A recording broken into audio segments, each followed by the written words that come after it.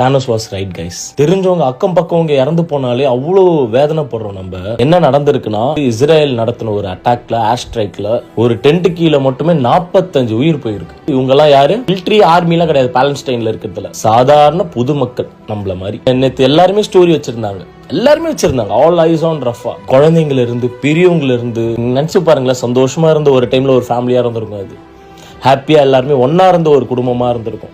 இப்ப அந்த குடும்பமே இல்லைன்னப்போ அங்க மெயினான 2 தலைவங்க தான் அந்த ரஃபான ஒரு இடத்துல வந்து இருக்காங்கன்ட்டு, அந்த பாலஸ்டைன் மக்களோட மக்களா இருக்கிறாங்கன்ட்டு அவங்க 2 பேரும் அட்டாக் பண்றேன்ட்டு அதுல பொதுமக்கள் மாட்டிட்டு இருக்காங்க அப்பாவியா. யுஎஸ் பிரசிடென்ட் வந்து சொல்லியிருக்காரு, இந்த மாதிரி அட்டாக் பண்ணீங்கன்னா வெப்பன் சப்ளை வந்து நிறுத்திடுவோம். லைக் எல்லா நாடுமே இப்போ வந்து கண்டம் பண்ண ஸ்டார்ட் பண்ணிட்டாங்க இஸ்ரேல் மேல. நீங்க நினைக்கலாம் இந்த ஒரு வீடியோ வந்து என்னென்ன நடக்க போகுதுன்ட்டு. மட்டும் போடல, எல்லா யூடியூபர்ஸ், எல்லா இன்ஃபுளுசர்ஸ், ஈவன் ஆக்ட்ரஸ் கூட இந்த வாட்டி எல்லாருமே சப்போர்ட் பண்றாங்க. இந்த நியூஸ் வந்து பத்திக்கு நேத்தியா எரிஞ்சது.